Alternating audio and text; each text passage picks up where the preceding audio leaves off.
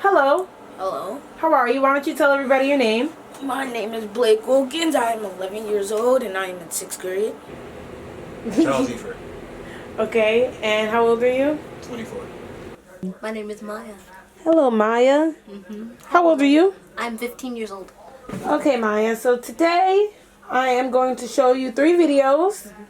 And I'm going to ask you some questions and I'm just going to gauge your reaction on these videos, okay? All right. Are you ready? Yes, ma'am. All right, video number 1. Police in Wauwatosa, Wisconsin say it was a big misunderstanding. Officers mistook an African-American teenager for a robbery suspect and handcuffed him. As Michelle Miller explains, the teen was only riding in the car with his white grandmother. Come out with your hands up, face away from us. After ordering 18-year-old Akil Carter out of his grandmother's car, Hands up high in the air. Face away from us. Walk to the sidewalk. police placed him in handcuffs and ordered him into the back of a squad car. Officer Gabriel's going to get some information from you, okay? Grandmother Paulette Barr had just left church and was driving Akil to work when police stopped them. Officers say they initially started following them after an African-American man and woman identified the vehicle. They said it was carrying a white woman who was being robbed by 2 black men. But police say they never got a formal statement from those witnesses because they left the area. The family's attorney is skeptical. It seems strange that for all the dash cam footage the police have turned over, we have not seen anything where the officer's interacting with these people. After Carter was detained, an officer is seen exiting the patrol car with his gun outside the holster. Officers then approached the teen's grandmother. Is everything okay? That's your grandson? Yes. Police say Carter was handcuffed for approximately 6 minutes. Well, I'm guessing what this sounds like is a really big misunderstanding. After the teen was released, a witness captured his grandmother's reaction. That's your grandson? My grandson. Wow. The family's attorney says even if the police account is accurate, the officers clearly overreacted. Any random person can run up to a police officer now and say, "Stop that car, it's engaged in a robbery," and that's all it takes. The family's attorney says the frightening encounter left the grandmother feeling helpless, wondering what she could have done to protect her grandson. Michelle Miller, CBS News, New York. All right. What are your thoughts on what you just saw? I mean, it's not new, which is sad. It's like, it's America now. I mean, it's been America for a while. It's been America since, as long as we can remember, you know. You see a black person on the street, you know, you clutch your purse or you automatically think that they're doing something wrong. Heavy racial profiling. I feel like the officers in that situation seen an older white lady in the car with a black male and just felt like something had to be wrong, even though that wasn't the case. It's kind of something that happens a lot, which is kind of sad. Whether it's a situation exactly like that or certain around those lines, just happens way too often. Like, my grandmother is my light.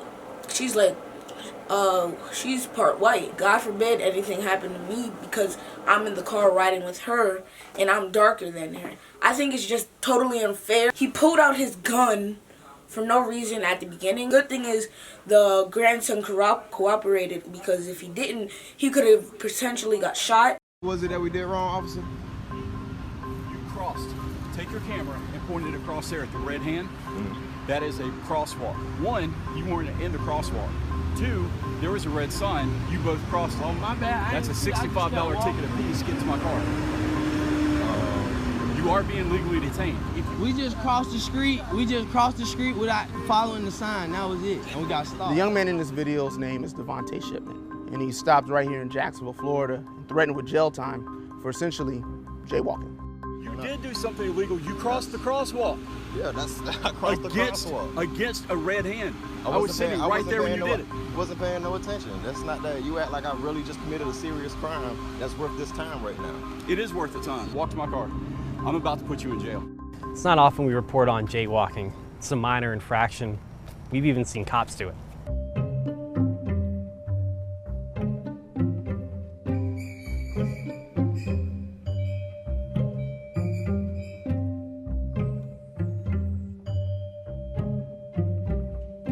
Shipman would later say one of the officers told him he was just stopping him to make sure he didn't have any guns, knives, or drugs on him. They even questioned why his friend was wearing a hoodie. You want me to walk around with no shirt? Then I'm gonna look more suspicious. That's up to you. No.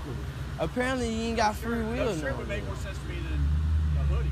Damn, this crazy, bro. A nigga can't even walk across the street. I guess it's because a nigga black, nigga can't do nothing. I guess, like, I look like I'm doing something wrong. Shipman's story isn't unique, and it led us to question exactly how many people here in Jacksonville have experienced walking while black.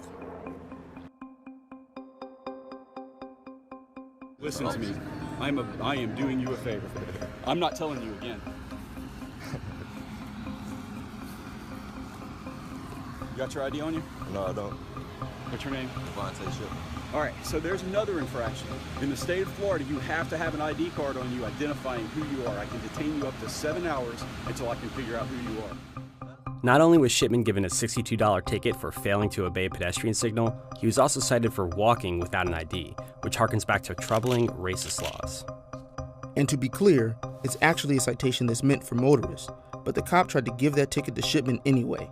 That charge was eventually dropped.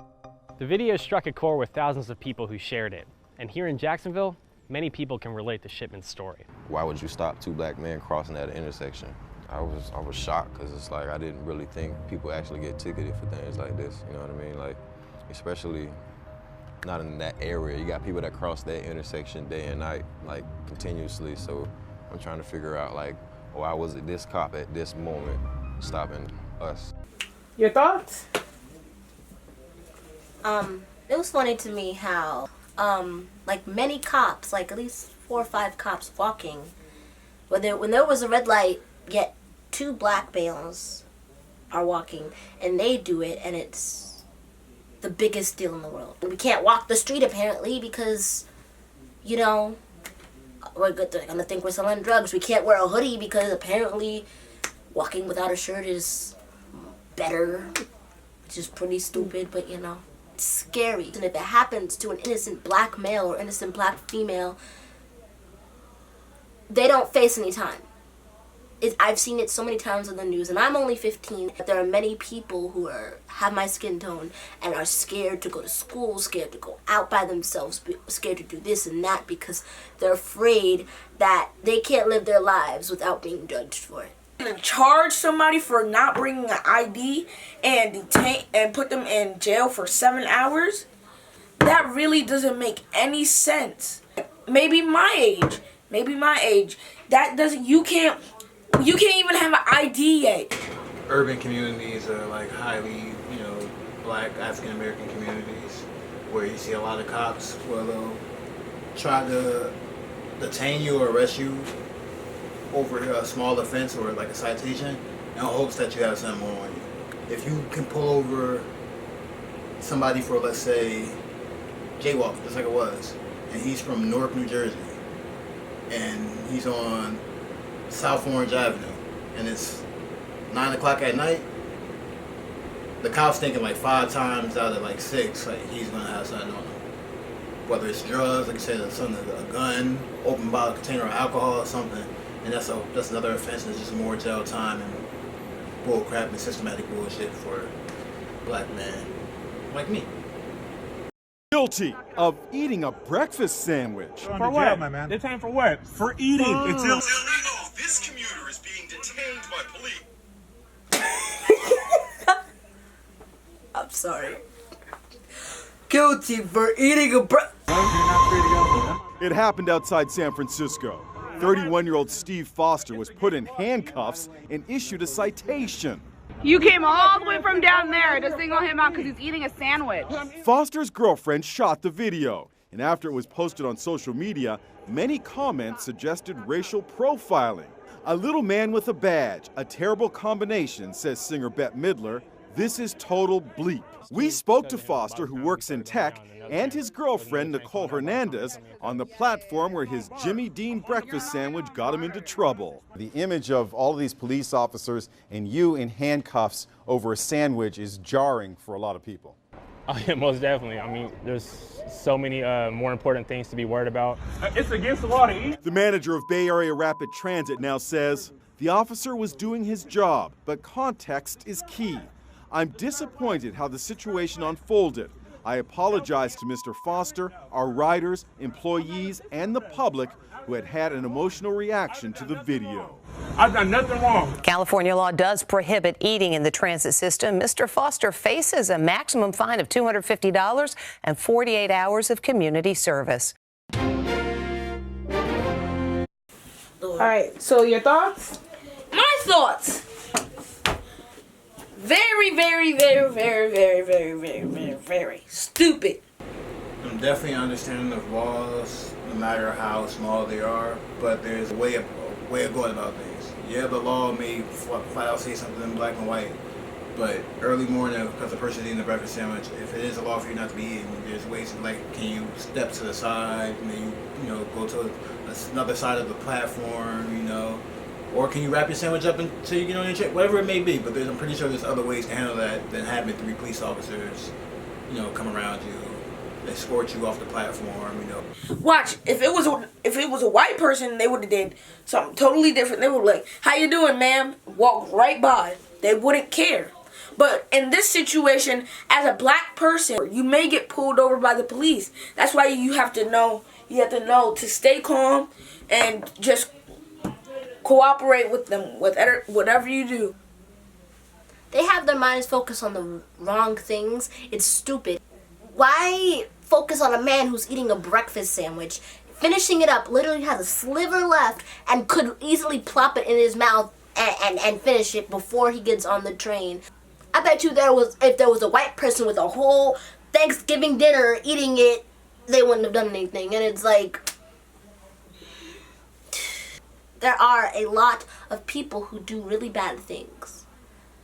But the color of your skin doesn't declare that. There are many white people, there are many, Hispanics, there are many, other races who are in gangs, who kill, who rape, who do all that.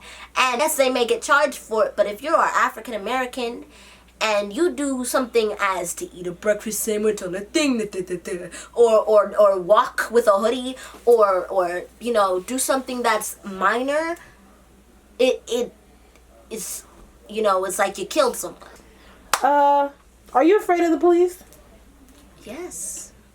My dad was stopped by the police. We were on our way home from New York. It was the scariest thing. Like, my heart, I swear, dropped to, my feet. And my dad, he put his hands on the thing, and on the dashboard, and he was like, "Hello, officer." And he did this procedure, and it was so scary because he just kept looking in the car. I feared, and I had a nightmare right after that. What if my father got out the car and got shot?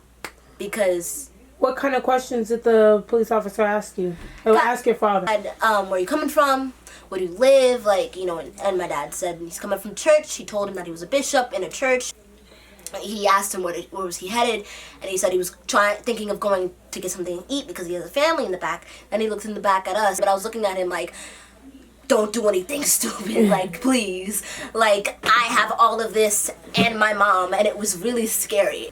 Something huge to me, and it sucks because I don't want to have to be scared to live my life, and it's not fair. It really isn't. Are you afraid of the police? As in fear for my life, because I know I may get arrested, harmed, my family may get harmed for something that may not be important at all. But as for fearing the little man with a badge, that's something I can never do. Do you trust the police? No. I mean, I'm not saying all police are bad. There are some policemen who I see on TV that some police help out. Some police do a lot of good things. But the majority of the things that we see on TV, on the news, are a white police killing a black man or doing something to someone in the black community. Now I don't trust them. I'm sorry. I don't feel like they can protect us. I don't think anyone should have a gun now. I don't even think the police should have a gun. They're childish. Like, my 2-year-old sister can handle a gun better than you could, and she's 2 and crazy. So, yeah. I do not trust the police. If I ever got pulled over by the police, I would not answer any questions. Let me speak to my mother and my father. I did this, I did that, I will not argue with them. I would just say, let me speak to my mother and father. That's simple. Don't say anything back. Not really. But obviously I know there's good police officers. Because at 24 years old and spending 23 of my years of my life in Newark, New Jersey, I've seen police do more bad in my own town than I've seen good. And then when you couple that in with actual stuff that you see on the internet, the bad outweighs the good. Like, simple as that.